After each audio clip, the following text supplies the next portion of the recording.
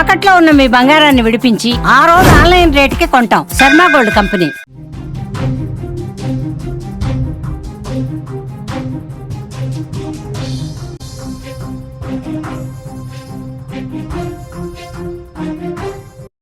Breaking news చూస్తున్నాం. రష్యాను వరుస భూకంపాలు కుదిపేస్తున్నాయి. వరుసగా 3 భూకంపాలు వచ్చాయి. రిక్టర్ స్కేల్పై 5, 6.7, 7.4గా తీవ్రత నమోదైంది. భూమికి 30 కిలోమీటర్ల లోతులో భూకంప కేంద్రం ఉన్నట్లుగా తెలుస్తోంది.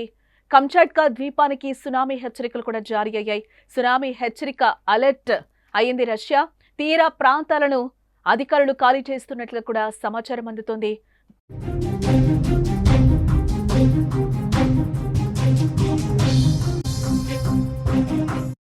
భూమి అంతర్పురంలో భారీ మార్పులు వస్తూ ఉండడంతో ప్రపంచవ్యాప్తంగా భూకంపాలు సంభవిస్తున్నాయి. ముఖ్యంగా ఈ 2025లో పెద్ద మొత్తంలో భూకంపాలు సంభవిస్తున్నాయి. తాజాగా రష్యా తూర్పు ప్రాంతం వరుస భూకంపాలతో తీవ్రంగా వణికిపోతోంది. రిక్టర్ స్కేల్పై 5, 6.7, 7.4 తీవ్రతతో 3 భారీ భూకంపాలు స్వల్ప వ్యవధిలో ఒకసారిగానే సంభవించాయి. ఈ భూకంపాల కేంద్రం నగరానికి 144 కిలోమీటర్ల దూరంలో పసిఫిక్ మహాసముద్రంలో ఉన్నట్లుగా గుర్తించడం జరిగింది. భూకంప కేంద్రం భూమికి 30 కిలోమీటర్ల లోతులో ఉండడంతో ప్రకంపనలు మరింత తీవ్రంగా ఉన్నాయి. ఈ తీవ్రమైన కంపనాలతో కంచాట్కా ద్వీపానికి సునామీ హెచ్చరికలు కూడా జారీ అయ్యాయి.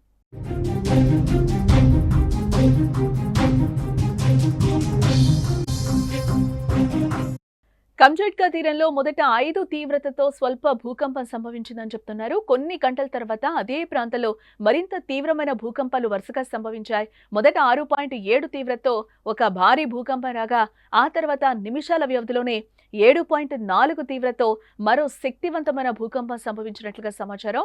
ఈ వరుస కంపనాలతో కంచాట్కా ప్రాంతంలోని భవనాలు ఒక్కసారిగా ఊగిపోయినట్లుగా తెలుస్తున్నాయి.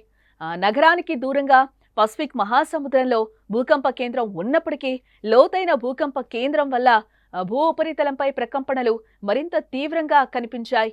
ఈ వరుస భూకంపాలతో వెంటనే రష్యా అధికారులు కూడా అప్రమత్తమైనట్లుగా సమాచారం. పసిఫిక్ సునామీ హెచ్చరిక కేంద్రం నుండి సునామీ హెచ్చరికతో పాటు కంచాట్కా తీర ప్రాంతాల్లో సునామీ అలలు ఎగసిపడే అవకాశం ఉందని హెచ్చరికలు జారీ అయ్యాయి. దీంతో తీర ప్రాంతాలను ఖాళీ చేయించే చర్యలను యుద్ధ ప్రాతిపదికన చేపట్టారు.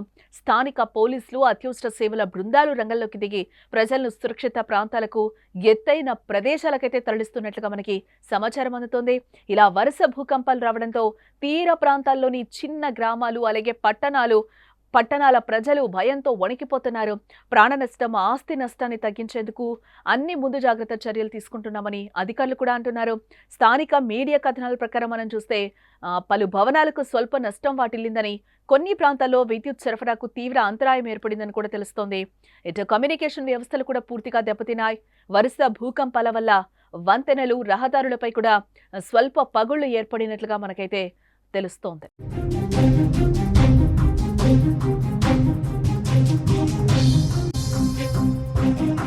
అదృష్టవశాత్తు ప్రస్తుతానికి ఎలాంటి ప్రాణ నష్టం సంభవించలేదని కూడా నివేదికలు చెప్తున్నాయి. కానీ భూకంపాల తీవ్రత, సునామీ ముప్పు నేపథ్యంలో అధికారులు అప్రమత్తతనైతే కొనసాగిస్తున్నారు. కంచాట్కా ద్వీపం రింగ్ ఆఫ్ ఫైర్ అని పిలువబడే భూకంప చురుకైన ప్రాంతంలో ఉండడం వల్ల ఇక్కడ తరచుగా భూకంపాలు సంభవిస్తూ ఉంటాయట. అయితే ఇంత తక్కువ సమయంలో 3 భారీ భూకంపాలు రావటం అరుదని భూకంప నిపుణులు కూడా అంటున్నారు. భూకంపాల వల్ల జరిగిన నష్టంపై పూర్తి వివరాలను సేకరిస్తున్నామని, అవసరమైన సహాయక చర్యలు కూడా కొనసాగుతాయని రష్యా అత్యవసర సేవల మంత్రిత్వ శాఖ ప్రకటించింది.